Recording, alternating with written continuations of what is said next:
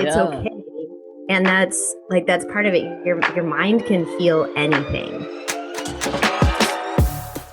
Welcome to the Winners Find a Way show, episode 10, The Power of the Mind with Nicole Donnelly, entrepreneur and former pro snowboarder who has turned CEO and mom and author.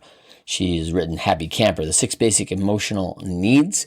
Nicole has sought out people who inspire and challenge her to get better in every area of life. During her pro snowboard circuit, she had several concussions, 3 years living in her car, broken bones, surgery, slipped discs, and then became an author and ran a string of highly successful companies. She's earned her stripes as a gritty global entrepreneur.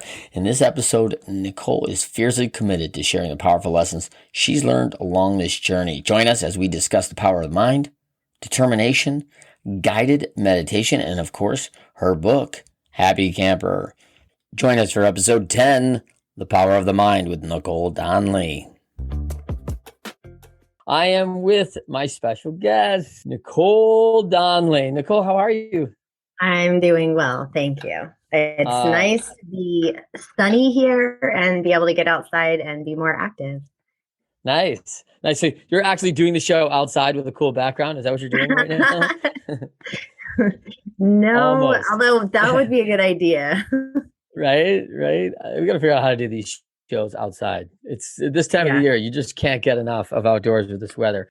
So always exciting to welcome a guest of our show, another fellow one percenter, Nicole Donnelly. She's got great tales. I love it. And for our show listeners, the show is all about winners find a way. If you've ever faced stiff adversity, if you've ever been up against it, the losses are mounting and you need to find a better way. I think you came to the right place to talk about successful people that have faced challenges in their life, worked through them, navigated it, come out. So whether you're an entrepreneur, an athlete, a business owner, an executive, looking to be elite, I think you're in the perfect place and on the perfect podcast and show for you. First, Nicole, before I introduce you, why don't you tell everybody where they can find you? You can find me. I'm at Nicole Donnelly on Instagram and all the socials. I'm everywhere. And not very hard. Not hard to reach on social. Instagram direct message. And that's probably where I pay the most attention these days because of Clubhouse. Okay, because of Clubhouse. Yeah. Yeah. All right, cool. And then a couple of your brands real quick. Happy Camper. What else? Yeah, I've got Happy Camper. That's what I'm focused on some of that. Tis Best is a nonprofit in Seattle. I'm the current CMO for them. And we're doing a lot of cool things. It's all about philanthropy, charity stories. And that's all I want to mention right now. I've got some other things. Okay. Yeah. Yeah. That's good. You've got a laundry list, so I appreciate that. Stay focused. I like that. All right. So let's talk a little bit. There's going to be a time at the end here for Q&A for Nicole, and we welcome that. But first, I'll ask a few of the questions. The first highlights of who is Nicole Donnelly. Winners Find a Way show is brought to you by Data-Driven Operations, powered by Journeys. Journeys is a software solution that helps you create a winning formula for your organization. DD Ops, powered by Journey, helps you act as one, see as one, work as one, play as one, win as one. Are you looking for visibility, coachability, and productivity amongst your team? DD Ops is your software. Click on the link in the show notes to learn more. Longtime pro snowboarder, growing up, getting on the circuit, X Games, living out of your car, living the dream. I don't think they ever mention when you say living the dream, hey, I'm going to live in my car. Yeah. But I mean, there's significant sacrifices to practice. But let's talk quickly before I keep going on about other things. All the sacrifices of the health issue because you had a major spill, which I think that was in the X Games, right? Yeah. Yes, it was. Yeah. So that was, national TV, just what you want your folks to catch on TV for you, right? A massive spill and concussions, numerous. Tell me about that sacrifice along the way for that career. Well, with snowboarding, I did it because I loved it and I had so much fun with it. I used to compete in gymnastics as a kid. And I love jumping on the trampoline, doing flips, things like that. And so when I learned to snowboard, it wasn't until I was 19 years old and I took a snowboarding class in college, or 20, I guess. 20, yeah. And so I'd go up, and every Sunday I'd go to snowboard class. And I went to school in Utah. So we had an amazing Yeah. rec.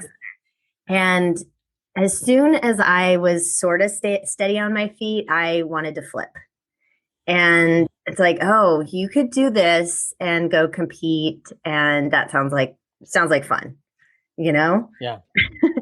And at that time, not very many women were doing it. And so I just thought, oh, this is what I want to do after school. I moved to Park City, and I learned quickly that there's not much money in it, or like really any at the time. And rent is expensive in ski towns.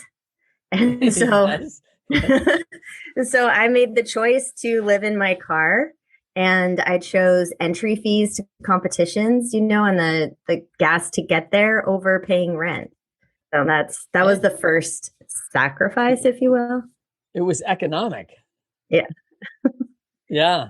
All right. I love it. Yeah, I think for all of everybody listening, I think they have newfound hope, right? Because all of a sudden it's like, wait a minute, I get 19 and start snowboarding and I can be on the tour. Like, I think you're a really good athlete, and people don't recognize how hard it is, right? And how good everybody is out there. But let's talk about some of the other things you've accomplished, because you're this balancing act of mom, entrepreneur, ultra marathoner, philanthropist, chief marketing officer. Like, and I'll just keep going on about all the things you're involved with, and not easy, right? And then of course you're an author. I love Rash to Riches, right? Rash to Riches, that book, the social media playbook, which we're going to talk about because everyone's trying to figure it out. And Happy Camper. Of course, you were an entrepreneur organization member for some time. Are you still doing that, or you're not a member anymore?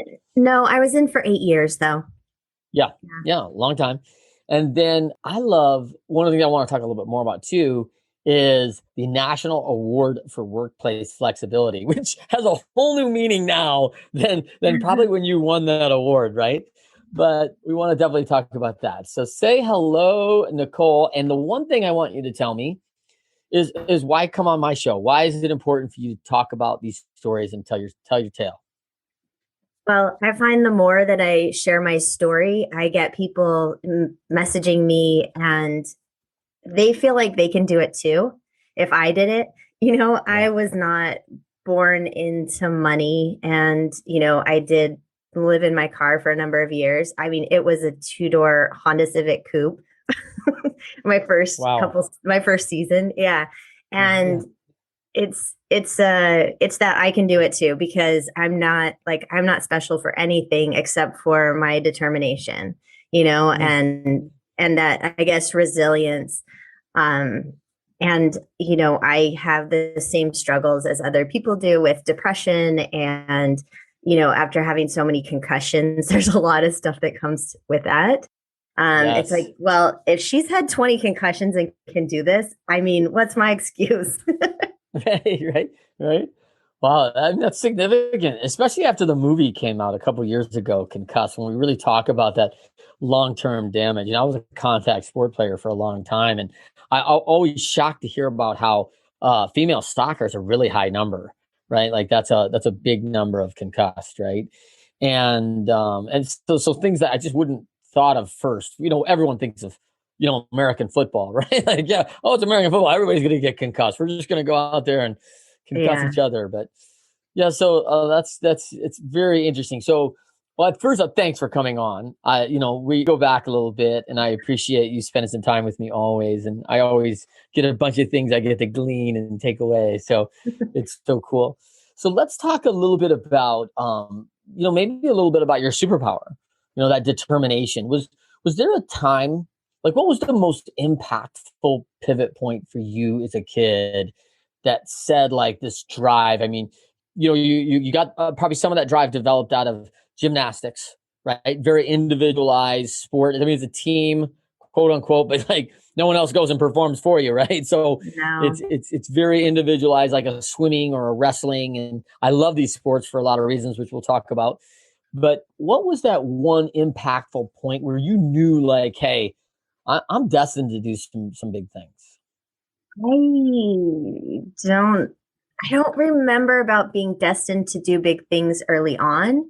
I just always had a sense of doing things because I wanted to do them, which coming out of my mouth, you can imagine would be an issue for people. It's my teachers and parents, and Yeah, you right. know. Yeah.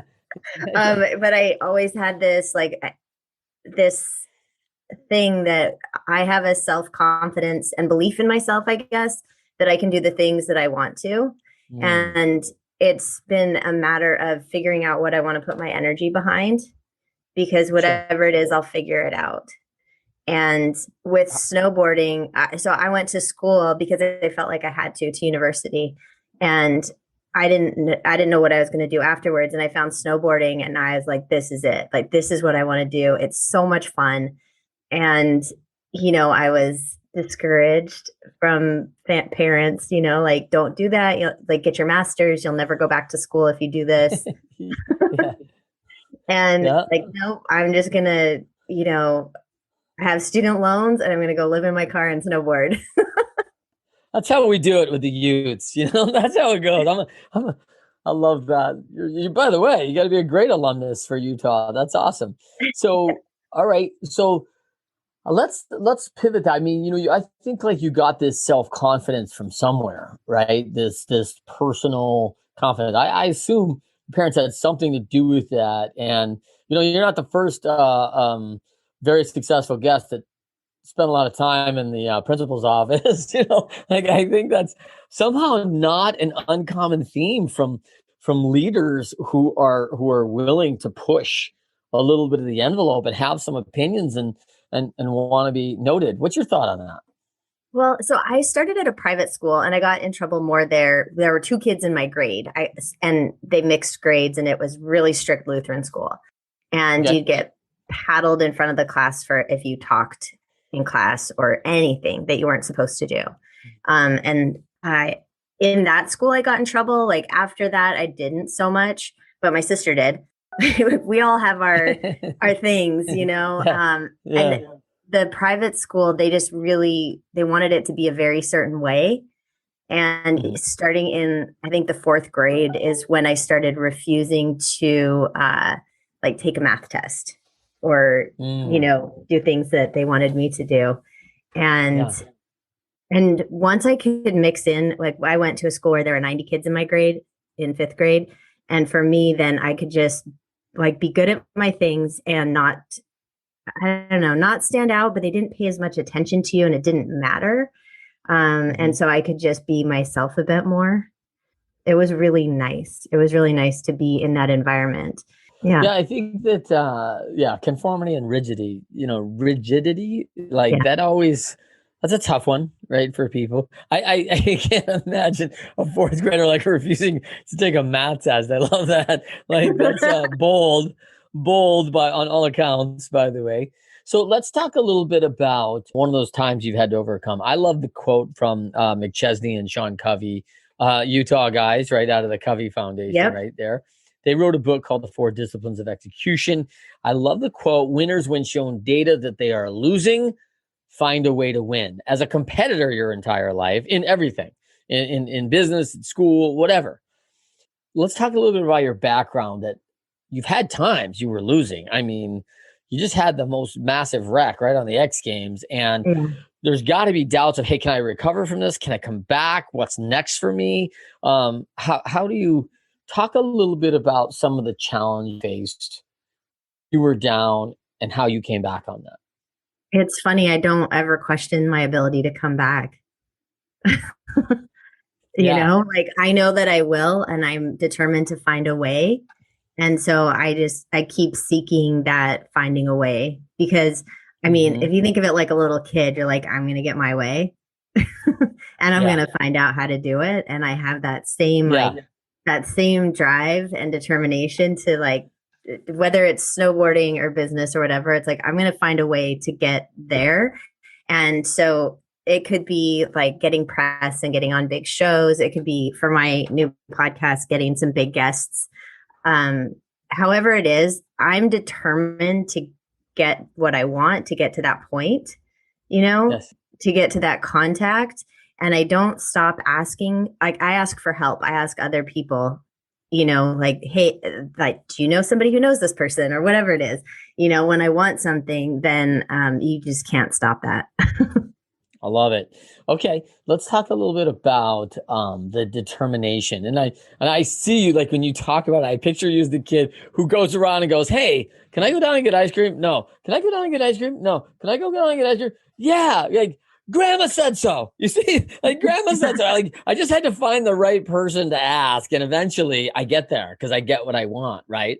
Or I will And kids are just kids are go great get at the that. ice cream. I just go get the Oh, ice you cream. you don't I even don't ask. ask. So you become the expert of just do and apologize later if I have to, right? Yeah, I mean, it's not if it doesn't hurt anybody. Yeah, right. All right. All right. All right. I love it. So let's talk about what do you think? I think a lot of people, when things get dark, they don't think there's ways. Like a lot of folks think there's a lot of roadblocks up, and I don't see a resource way out. I don't see that I'm gonna find a way. Did you ever get to a point on anything like that ever where you just felt like I just keep running against roadblocks and I can't seem to find the right lane, to get through? Not in business, not in, I mean, so for me, the last 3 years, it's a very personal thing. I have gained 30 pounds. My doctors Okay. say, perimenopause, it's your age. Look at your parents, look at your aunts and uncles. Like, what Yeah. happened to them? Like, they all gained a lot of weight. And for me, I'm like, no, that is not an acceptable answer. Yeah. Yeah. I'm an athlete, I'm active. I eat well. I'll track my eating and exercise, and it's not just calories in, calories out. It's hormonal. Yeah. And I've been doing all the things, and it's been 3 years, and I still weigh more. And that is the personal thing that I am so Yeah. determined to find out that I have not been able to solve. It's really frustrating for me because if you think about that, like I can't affect how my body is so much in the way that I could affect anything else. Like if I want to Mm. go do some business deal or I want to go on a trip somewhere or I want to go like whatever it is, those are easier to solve. Yes. Okay, good. No, that is a tough one. I mean, that is a tough one. And I noticed like the same thing. I'm 51 now. I noticed like if I go in like in binge for 2 months and just cut out workouts and everything else, I'll spend 10 months getting it back off, right? Like I can't, it's not like when I was 30 and I just went, oh man, I had 2 lousy months. In 2 months, I can be back to ground zero like that. Like I know what I need to do. And the other thing I've noticed is like injury. Like I Mm. get hurt, like I don't heal like I used to. Like I used to be like, all right, I'm hurt. I don't feel great. And in 2 days, I'm like, feels better. Let's go. Now I'm like, man, this things take forever to heal. Like I can't, it hurts Oh, to wash my head. I know. And you should see like because I had frozen shoulder for like over a Oh yeah. year. Yeah. Yeah. And I now at my house I have the near infrared light. I have the near Mm. infrared sauna bag. I have like all the healing things so that Yeah, yeah. I can manage the soreness and pain of like the things that I like to do. And also like my doctor said your hip is like done. It's the Oh, yeah. torn and shredded. We can't go in and fix it. You have arthritis down to the bone. And I won't say the F word, but I was like, F that. Thank you. I appreciate that. Yeah, like, so what are they saying? Replace? But I'm too young to replace. And so maybe when I'm older, I can replace. You just have to live with the pain for now. And so my Yeah, no determination, thanks. I go all Joe Dispenza on this and I meditate and I see it as healed and I see it as, so now I've been doing this for a couple of years of like using meditation and stuff to heal it. And I can go rollerblading and cycling and I couldn't do that before without pain. And Mm. so I want to get an MRI again to see. I'm like, did I Yeah. heal it? Because it's Yeah. okay. And that's part of it. Your mind can heal anything. Oh, yeah.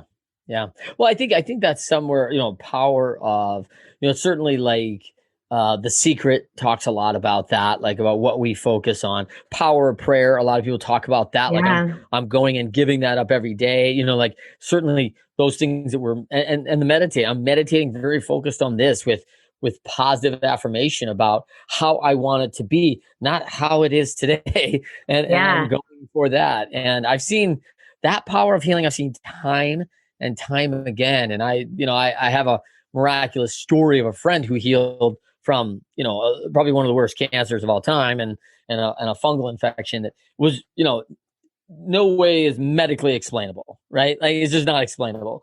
So it's neat, and I agree with you. The power of the mind is a very and the power of the heart, like what you Yeah. want. I think both of those combined, it's a lot like people forget this powerful force, what we call our immune system. And I'm telling you, like it is badass, right? Like, I mean, this thing is like this thing will Yeah. like I'll tear down walls if I have to. And you're like, no, no, no, like no, nothing's getting through. And so people freak out, but we do damage to it, over time. Like any strong brick wall, like hey, you start chunking at it with a hammer every day, and then it's Shawshank Redemption, right? One of my favorite movies. It's the little pickaxe every day at the wall, and all of a sudden, like, hey man, the guy dug a hole through the whole wall over 20 years. Well, yeah, and that's the thing. Like the meditation, some things are instant if you're good at it, and some things take time. And there's that persistence that I guess that's the theme, right? Is this persistence? And Yeah. I started, so I'm a 20-year Reiki master teacher. Okay. I get energy and like how it works. And Yes. I started leading guided meditations on Clubhouse. And then I actually just started releasing the recordings. And Nice. because that is something I do every day is I meditate. And sometimes I do guided meditations because like I listen to them because I need that because I have so much going on in my head. And Mm. that's something that I want people to understand. It's like you can find the one that works for you, Mhm. and I'm going to be doing a bunch of different types of meditation so that people can find something they connect with and stick with it. Because when you need healing, whether it's emotional or physical, or that you're feeling down, um, you can get yourself out of it, and Mhm. that's an amazing resource. Okay, good. That's my next question. Like, what is that one belief, that one value or action that you'd recommend to others when they hit that low point, when they hit that dark spot? What is that one thing that maybe, like you said, go to? And one of the things I heard you say that was interesting was, part of that consistency, like stick with it. Talk to me a little bit about what you think that is, that one thing.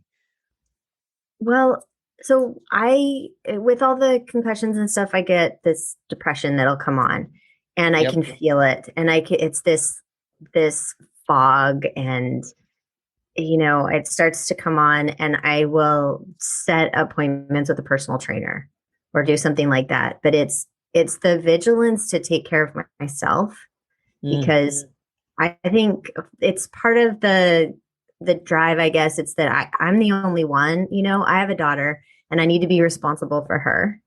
And yep. I want to be present for her. And if I go down that hole, that rabbit hole, then I'm not good to anybody else. I'm not good for myself, but there's something out there that drives me that's more than myself. And like I want to bring joy to a billion people, over a billion people, and All like right. we've reached like 3 million so far. That's a And goal. So you're looking to a billion is your number, yeah, right? yeah, I love it. You and McDonald's, like a billion served. You're bringing joy to a billion. They're bringing a billion burgers, right? So yeah. I love it. I think that's it. By the way, you're not shy to set lofty goals, and I think people love that about you. I also think that people must have at some point, recognized your talent in things. Like you're saying, like, hey, they see, hey, you could do this. You could do this. Hey, Nicole, you could do this. And you're like, yeah, I'm okay. Like, no, no, no. You could do this at this level. So, talk about what you think they see in you from, from a coach's perspective, we're always looking for that potential in people. And what is it that jumps? So my coaches didn't see that. My coaches told me I wasn't good enough to compete. Oh, It's like really? mom, yeah, it's mom and dad telling you no. And I was like, F that again. Like, Yeah. I'm going to go. And I signed up for competition. I come back to practice the next week with a new snowboard because I want to snowboard because I got first place in a big air, or a Yeah. half pipe competition or something. And I met a woman who was a coach for one of the ski and snowboard private schools. And Yeah. she was lovely and she would coach me at the top. And my coaches would be there at the top of a border cross, but they would not pay attention to me because they didn't think that I should be there. Mm. And there was a woman who she would coach me because there's things like speed check here, or there's you got to keep your speed in this corner, or things like that that she Yep. could see that at the time I couldn't. And that's what good coaches do because they know they've That's been right. there, they have that experience. And so I like she was such a good example for me that that's why I liked to do I'm a mentor for different accelerators because if I Yes. can help anybody like know when to speed check or accelerate and Yeah. see some of Yeah. those things, then I want to contribute because I didn't have that so much. And I made a lot of mistakes in my first business. I made a lot of mistakes. And Mm. that's why I like to do the coaching is because I can see that. I can see the course. And I can help somebody get down safely and that's as least injured as possible. Do you think like I love that. I think part of the reason I really identify with that is because, as a ball player, like everyone's telling me no, right? Like the numbers are stacked against you. You're not going to be this. You're not fast enough. You're not this, Yeah. which I remember thinking at that young age, like all I'm hearing is, and I think my self-talk at one point became, you're not enough, Trent. And like that's bad. That is not the place to be until one person said, "Hey, you've got what it takes," and I know because I'm experienced, and that really changed things for me because I think that's so valuable when you talk about getting advice from people that have been there. I mean, for me, leadershipity, right? We coach executives. I've owned companies. I've done it, and I fear for people that go, hey, I'm going to go listen to this person. They got a weekend certification. They've never done it, but like they really have a nice cert. and that's Yeah. great. Someone continues to get educated, but I do want the experience. I want people that have been on that half pipe going, this is what happens when crosswind happens, and this is going to go on, and this landing is all of a sudden going to be altered, and you need to know what's about to happen. And you're like, oh, well, crosswinds, what? Like, what do you mean? Like, at 30 feet, it's different. Like, yeah, you got to factor some things here. And I just think that it's so important. I think it's such an important lesson. But I was probably driven by that too. I was driven by a lot of folks. I don't think I ever did it, but I think I would have probably at one age would have been loved to go, you know what, I'm going back to my hometown. I'm gonna tell those people, those naysayers, but I mean, I think it's a little bit. It's actually not a great motivation for me long term. There's a little darkness to it because Yeah. it's part of that's keeping that negative energy around you. Like, well, I'll show you, right, and I'll make a believer of you yet. And so Yeah. I think there's And some I don't challenges there. yeah, for me, I don't need to vindicate myself because they're going to see me on TV and they're going to see me in the press. I don't worry about it. Like Yeah, as long as I get the support that I need, like the good coach. She was at the yeah, half pipe every day on the hill. And so she would coach me while I was practicing. I would just go at the times when she had her kids there, from hmm the high school. And I from that, like that was a resource that I needed that my coaches weren't giving me. hmm And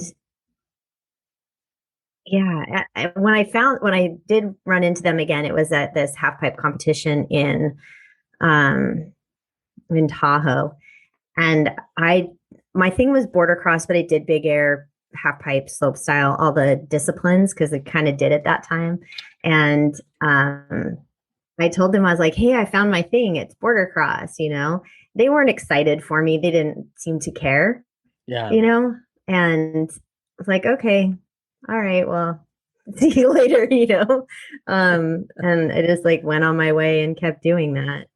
And Yeah. there's so many times of determination with that. My first, like the season I really wanted to get into X Games the first time, there was no pre-qualifying event because there wasn't enough snow.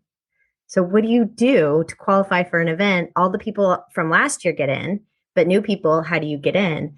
And it wasn't easy at that time to do videos and stuff. You had to use a camera and tape and burn a DVD. So I took highlights of my snowboarding in the summer at Mount Hood and going off jumps and stuff. And I sent a DVD to the organizers and I got an invite. Nice.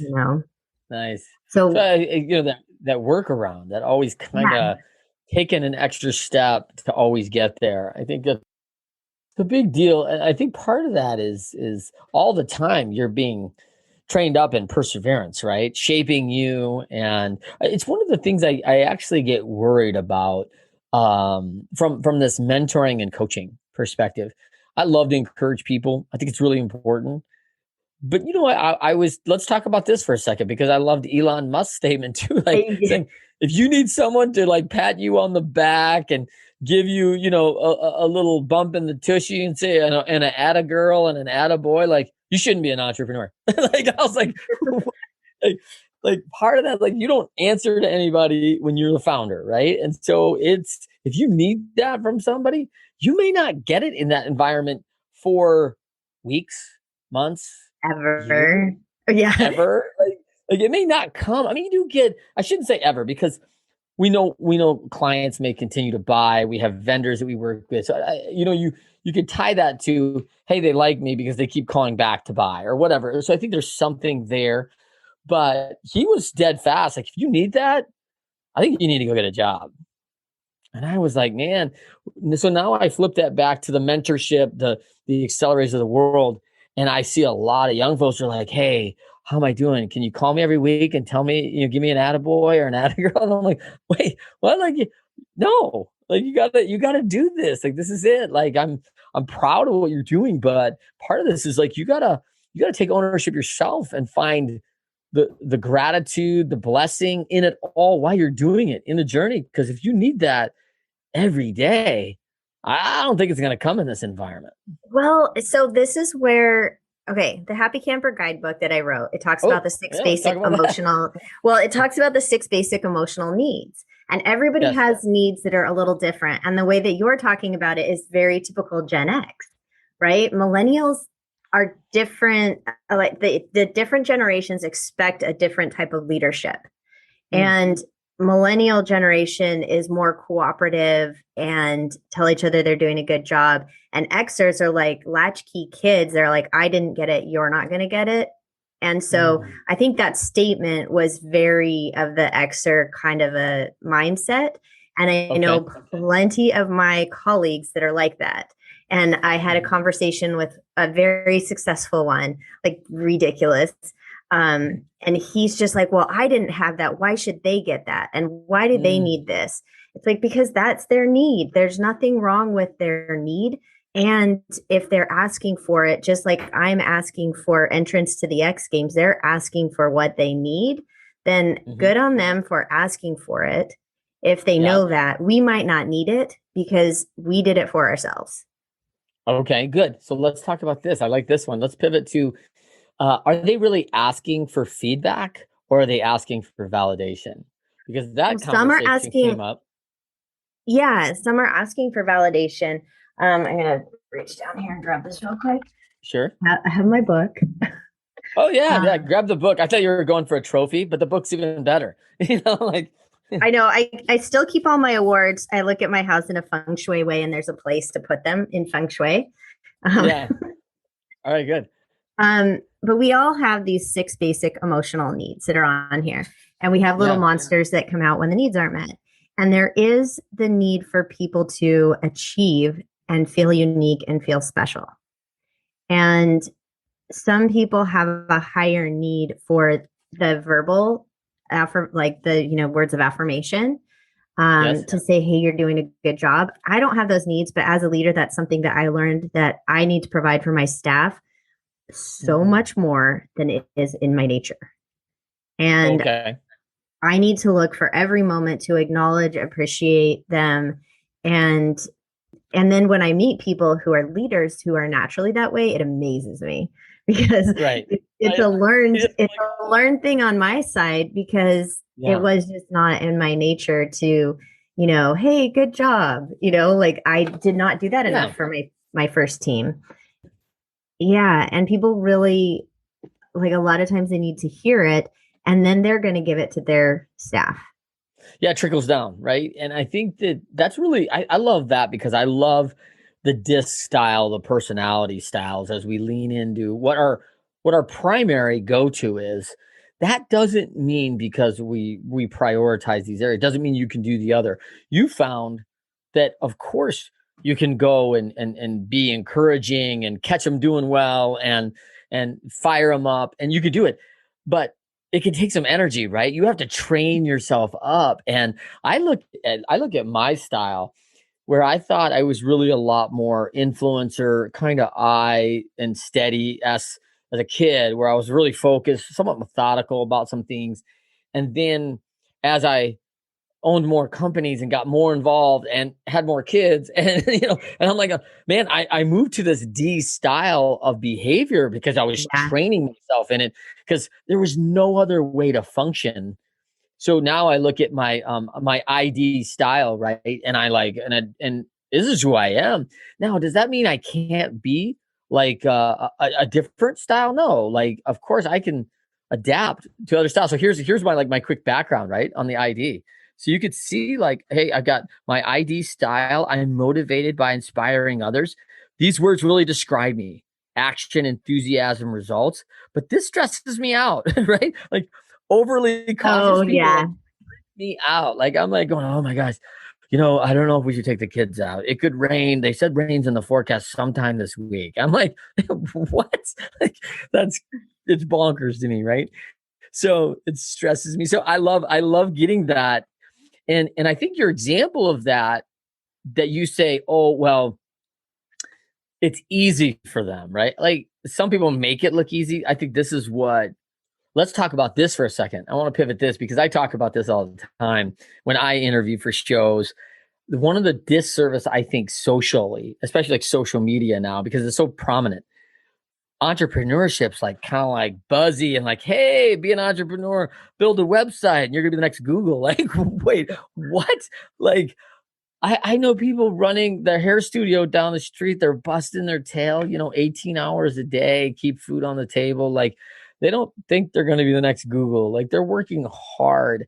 And I think it's a disservice to talk that, oh, this entrepreneurship stuff is easy. I think there's a lot of people like you who make it look easy because everyone sees it from the outside going, oh, she's got it mastered. Like, and you're like telling the war stories now going, easy. What are you talking about? I don't even want to tell these people they're doing a great job. I want to get my stuff done. Like, and I want them to do their stuff. And I'm going to lose all this energy having to create that because that's important. But like, it's not what I want to do necessarily or what my go-to is. Talk a little bit about that. Well, to get along in the world, emotional intelligence is important, right? And we're lucky that it can be learned and practiced just like anything. You can learn to walk better, you can learn to run better, you can learn to interact with others better, like just be better human, and you could have a variety of reasons because you want to close more sales, because you want to have better marketing messaging, because you want a happier team. And it really is in the emotional connection with people that you're going to compel them, and you want to inspire others. And you do that by letting them know how awesome they are and not how awesome you are. And so there's this reinforcement of how awesome they are that needs to happen in order to have those, like to create a movement.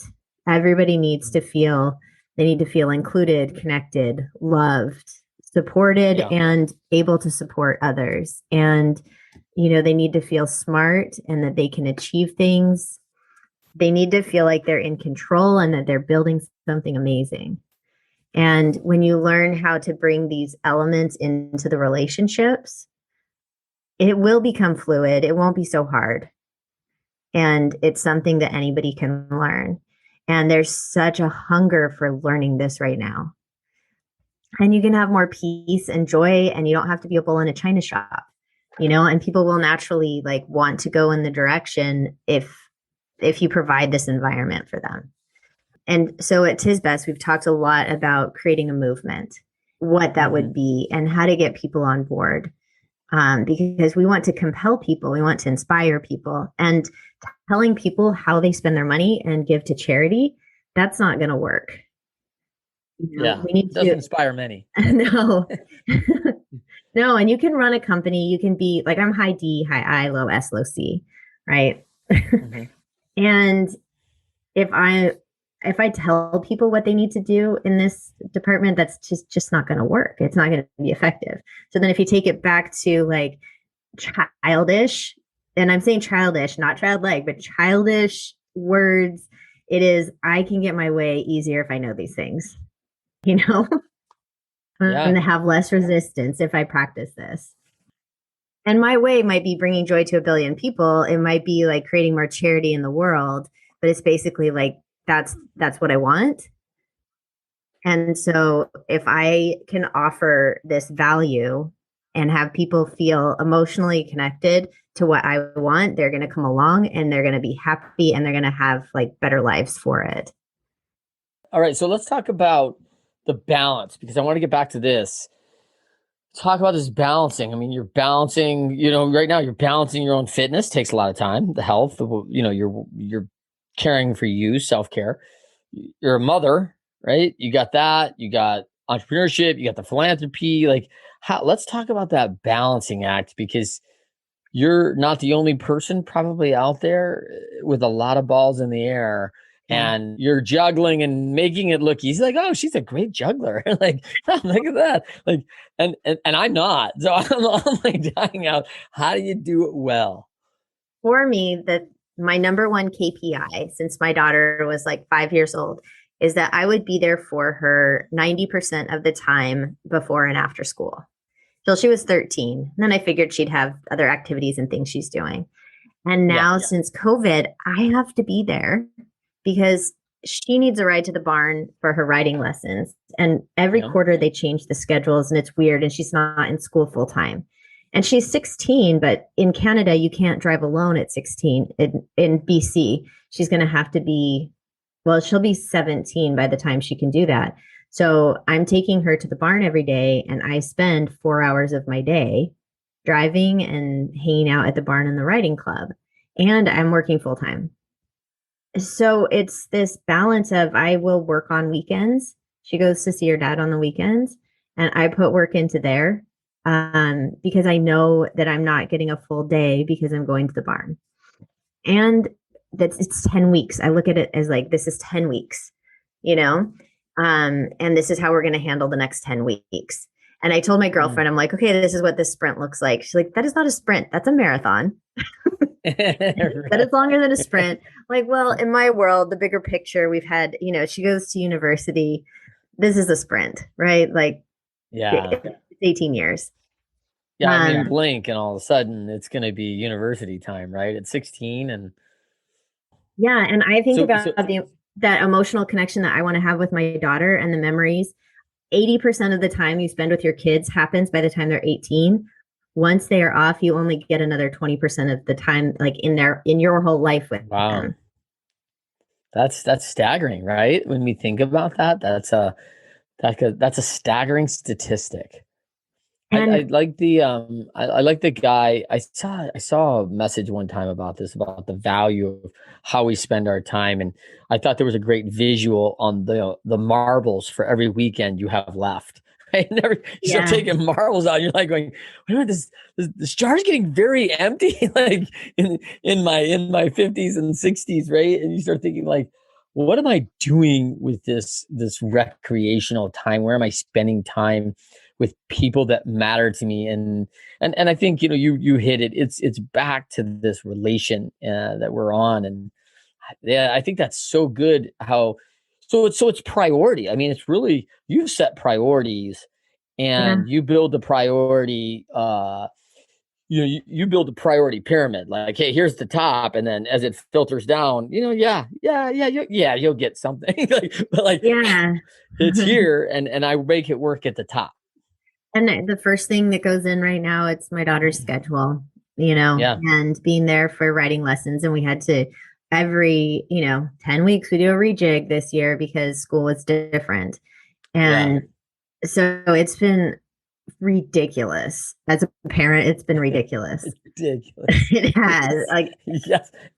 Yeah. I think that's one word, 2020, ridiculous. That's the so word ridiculous. right there. Yeah, so ridiculous for everybody. So let's pivot to that, because it is ridiculous, right? And you know me a little bit. I've consulted all over the world, so I usually go to the clients. Yeah. I'm used to remote working. Not unlikely for me to take interviews from an airport, or knocking out 40 emails at the Marriott, and like, what's next, right? I'm talking to China in my cab, right? Yeah. And so, but now, like, the whole workforce got upended. You had the national award for work flexibility.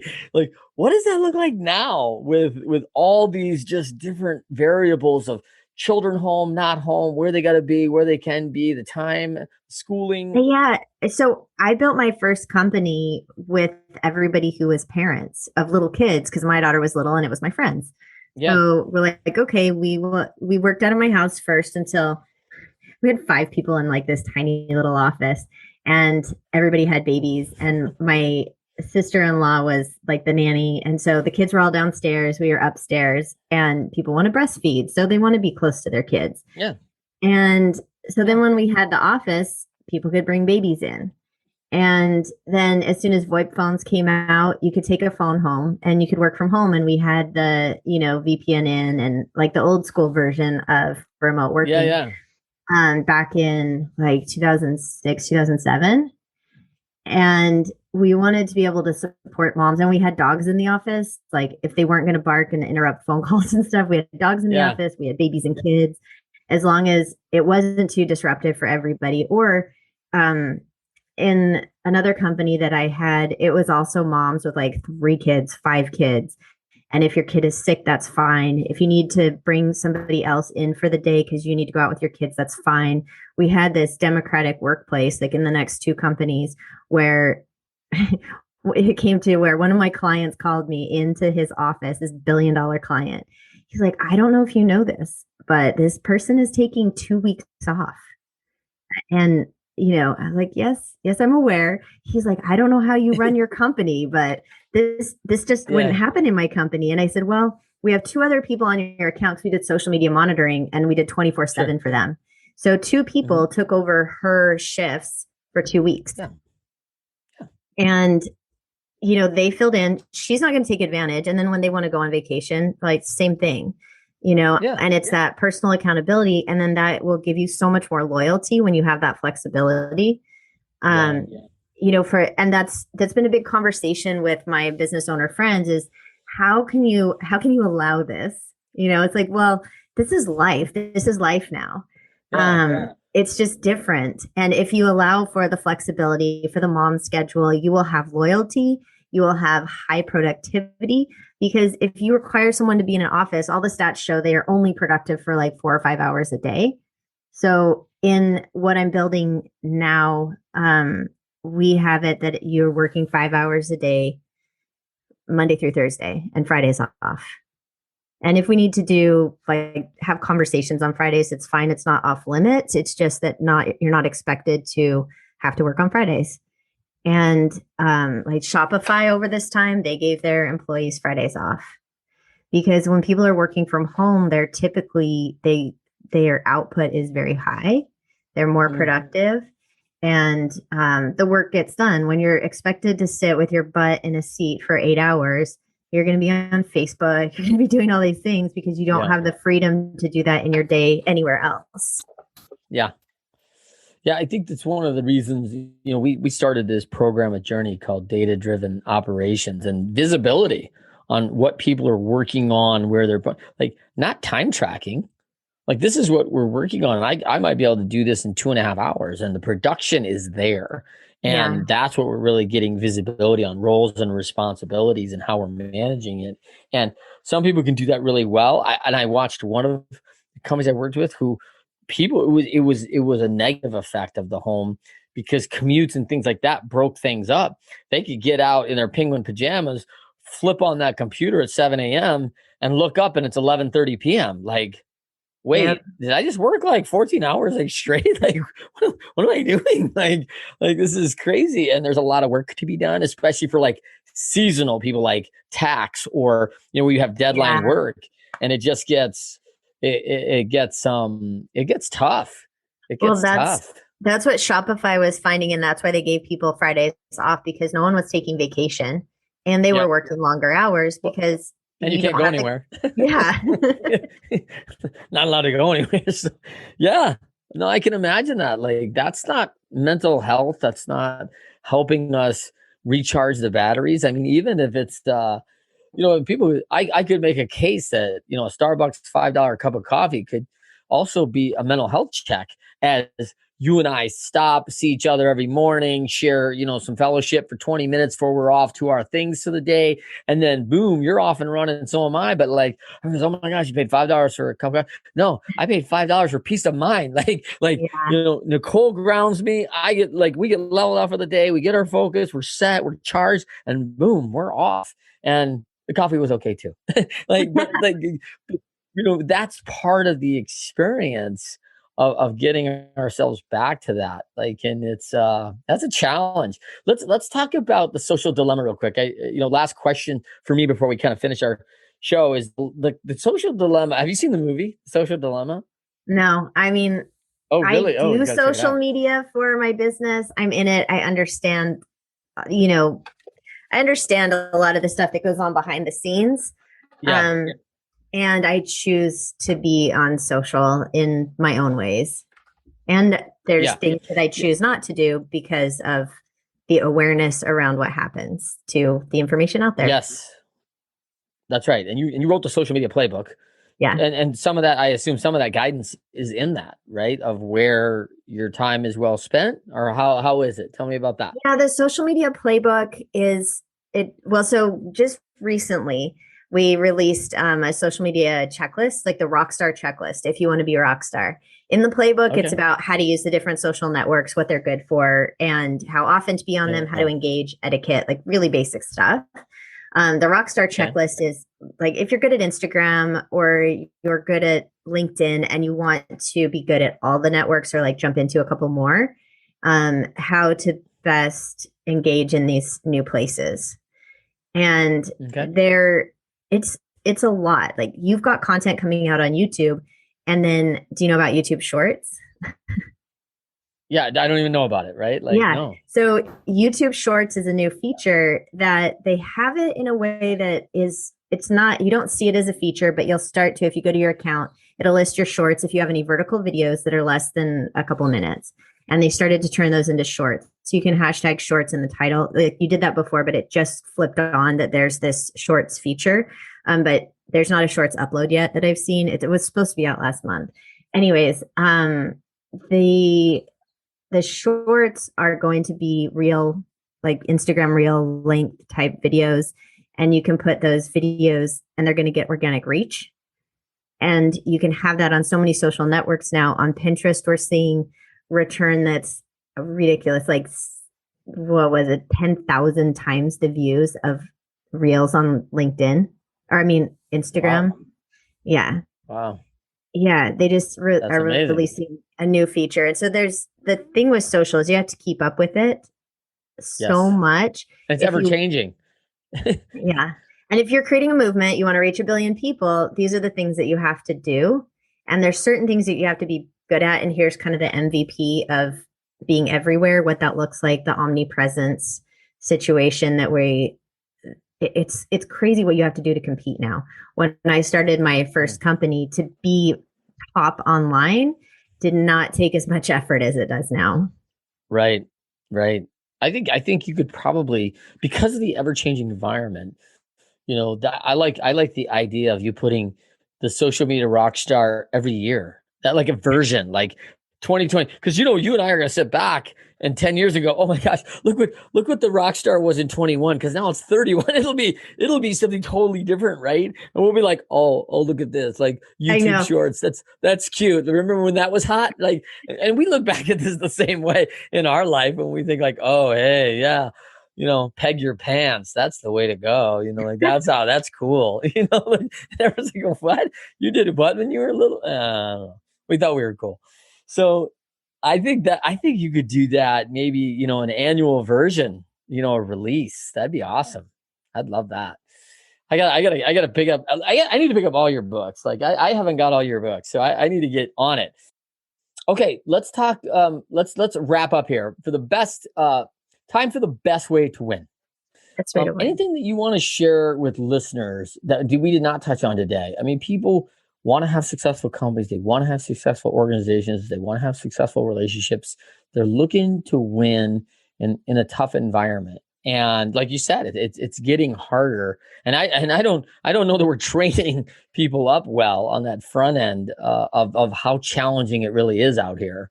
I think a lot of people are getting blasted from my mentoring programs and what you've seen. I'd like to know, what do you think on that? But what was that one thing that maybe we haven't touched that you think is really important? What? There's so many. It is okay to have a job. It's okay. And you can apply the entrepreneurial skills and design your work environment as you want. My husband and I met, we were both working for this company, and I was a fractional CMO. That's something I do. I go in and act as the CMO. So I was going in their office a couple of days a week, and he was a developer there. It's funny because his view of it and how we both exited were very different. He could have had the same exit that I did, but he didn't even think about having that kind of an exit. And I thought about it because of, just business background, and why wouldn't I ask for that? Yeah.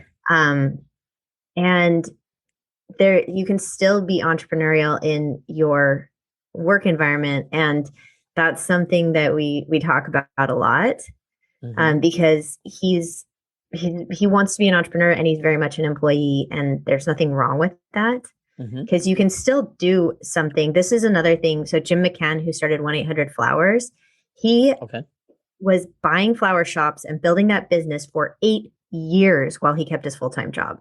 8 years. Right. Amazing. And he's got, they've acquired a lot of companies now, and he has this huge, he's not running it currently. His brother is, but what he built, and I interviewed him for my podcast for the Tis Best one. And it was really interesting to hear his story, because you would never have known that he kept his steady for 8 years, because he had kids, and you do need to, there is a point at which you will jump, and for everybody it's different. Everybody's risk tolerance is different. Mine is really high. Yeah, mine too.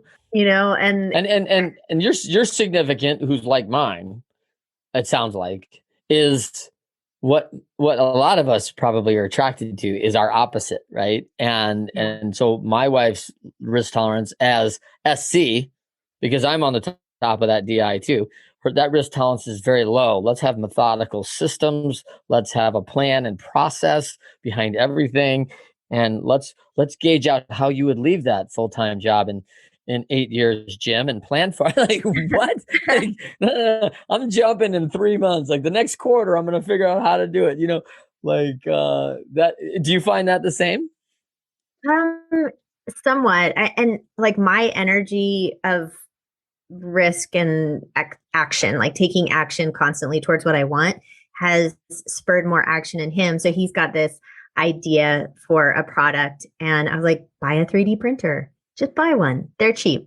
And so he has made more progress in the last 6 months than he has in the last 7 years, because I bring the possibility, and I bring that energy, the creative energy to it, where he wants to do it and feels like he needs, like, the right way to do it is different. The right way to do it is like, you have your job, and and that this other thing is too risky, or I'm going to fail, or people will make fun of me. And a lot of times it's that inner chatter that stops that. And if you can have somebody, and this is the thing, like this is my life learning, is that, you know, people do need encouragement and a push sometimes, and that it's at their own pace, and their own pace doesn't necessarily match yours, you know.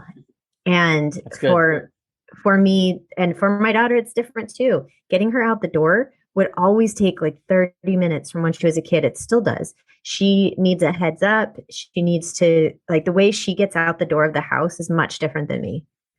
And you know, and I think that's like, having her, it just gave me a more compassion for a different perspective. So, and then with my husband too, it's more compassion, and I see how I can help him to get where he wants to go in a way that works for him, not the way that works for me. And with my daughter, it's getting her where she wants to go in a way that works for her. And that is, and so to know yourself and know the support you need and the people you need in your life, you can kind of call those people in. And if you need somebody who's there that is going to, you know, help you go at a faster speed, then you call that person in. And you go to Clubhouse, honestly, and you can find those people at any pace, answer any question that you could possibly ever have about any business at this point.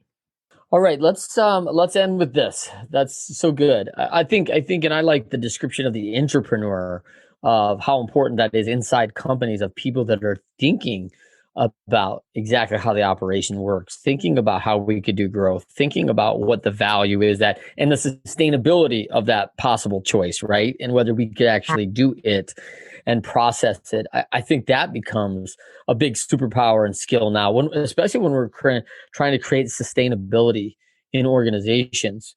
And we know how tough it is to do that. I like your words. Okay, so let's go to your quote. Do you have a quote that you have, like, a go-to for you that's like, man, this is one that always kind of speaks to you, can motivate you? Is there something there for you? So I'm looking at my Happy Camper book right now. And good. I have some quotes that I love in here. And the one that I first turned to was, "Only those who dare to fail greatly can achieve greatly." And that's John Kennedy. That's your risk. Yeah, that's your risk tolerance right there, right there. Like, right? I think that's awesome. I came to like, because I think you've really mastered and worked hard to master that power of encouragement. I thought of you as affecting 1 billion people, right? Like that's such a great goal. I like Proverbs 18:21. The tongue has the power of life and death. Like the power of us in encouragement and what that can mean. And the opposite of that too, like the tongue has the power of death too. Like we can be absolutely terribly mean and it's not good.